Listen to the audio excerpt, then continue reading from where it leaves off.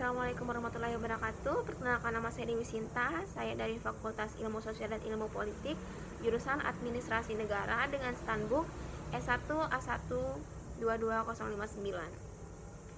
Baik, berdiri saya di sini untuk menyelesaikan tugas yang diberikan oleh Bapak Laude Abdul Musafir, SIP, MSI, mengenai pendapat saya tentang politik. Saya akan mengambil judul yaitu korupsi.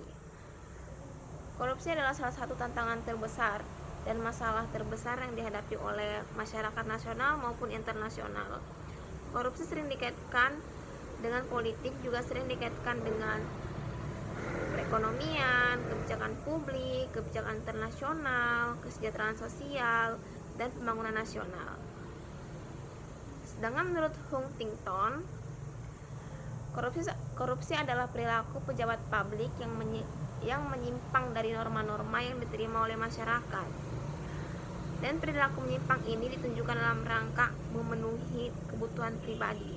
Maka dapat disimpulkan, korupsi merupakan perbuatan curang yang merugikan negara dan masyarakat luas dengan berbagai macam modus. Faktor-faktor penyebab korupsi terbagi atas dua, yaitu faktor internal dan faktor eksternal. Faktor internal yaitu faktor korupsi yang timbul dari diri sendiri.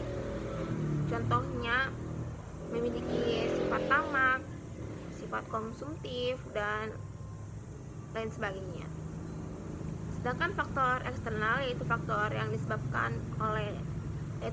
korupsi yang disebabkan dari luar, seperti contoh faktor ekonomi dan faktor politik. Korupsi tidak hanya terjadi dalam lingkungan kerja, namun korupsi juga bisa terjadi dalam lingkungan keluarga. Berbagai macam bentuk korupsi tanpa disadari sering terjadi dalam lingkungan anggota keluarga, baik ayah, ibu maupun seorang anak. Keluarga merupakan lembaga pendidikan pertama dan utama dalam masyarakat, karena dalam keluarga lah manusia dilahirkan, dikembangkan hingga menjadi dewasa. Bentuk dan isi cara pendidikan dalam keluarga akan selalu mempengaruhi tumbuh kembang watak, budi pekerti, dan kepribadian masing-masing manusia. Pendidikan yang diterima dalam keluarga inilah yang akan digunakan oleh anak sebagai dasar untuk mengikuti pendidikan selanjutnya di sekolah.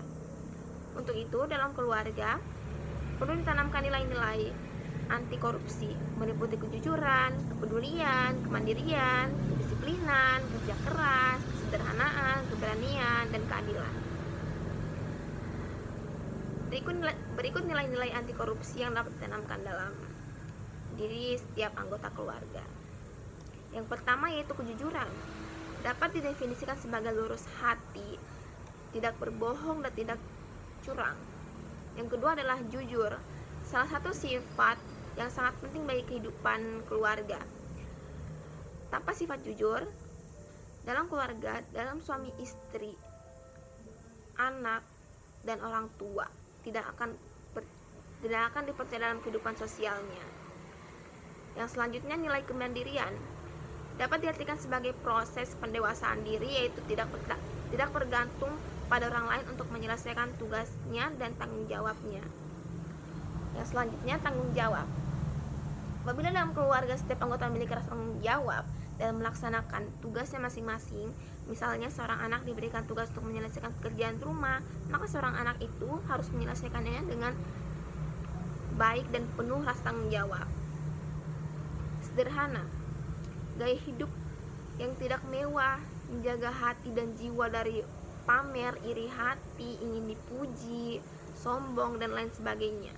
Dengan cara tidak melakukan perbuatan yang bisa menimbulkan kata-kata sombong, pamer, iri, seperti mengganti-ganti kendaraan ke motor, ke mobil yang satunya lagi, atau berbelanja sana sini, hura-hura, kan? Keberanian, untuk mengembangkan sikap kemaradian, untuk mempertahankan pendirian dan keyakinan anggota keluarga dibutuhkan kerja keras. Melakukan sesuatu menghargai proses bukan hasil semata. tidak melakukan jalan pintas dalam memperoleh sesuatu, belajar dan dengan sungguh-sungguh dalam memperoleh apa yang diinginkan dan apa yang akan dicapai. Dampak-dampak negatif dari korupsi dalam lingkungan keluarga. Dampak negatif korupsi dalam keluarga adalah dampak sosial yang diterima langsung oleh masyarakat luas, yang akan mendapatkan cibiran, bahan gosip, dan juga malu, serta sulitnya untuk berinteraksi dalam sosial dalam dunia luar. Seperti contohnya, kita akan melamar pekerjaan.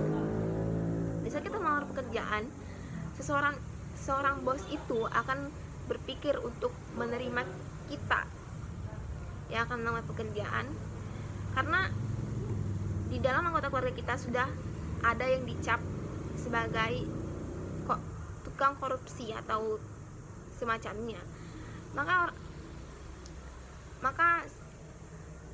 itu akan membuat orang berpikir untuk menerima kita dalam dunia pekerjaan, karena mereka berpikir anggota keluarga kita melakukan korupsi, maka kita akan melakukan hal yang sama, yaitu korupsi seperti anggota keluarga kita ini, sehingga akan sulit mendapatkan kerjaan di dunia sosialnya.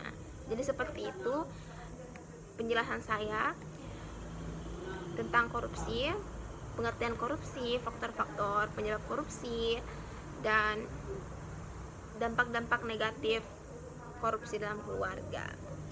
Jadi seperti itu ya penjelasan saya. Saya akhiri dengan wabillahi taufiq wal hidayah. Wassalamualaikum warahmatullahi wabarakatuh. Terima kasih.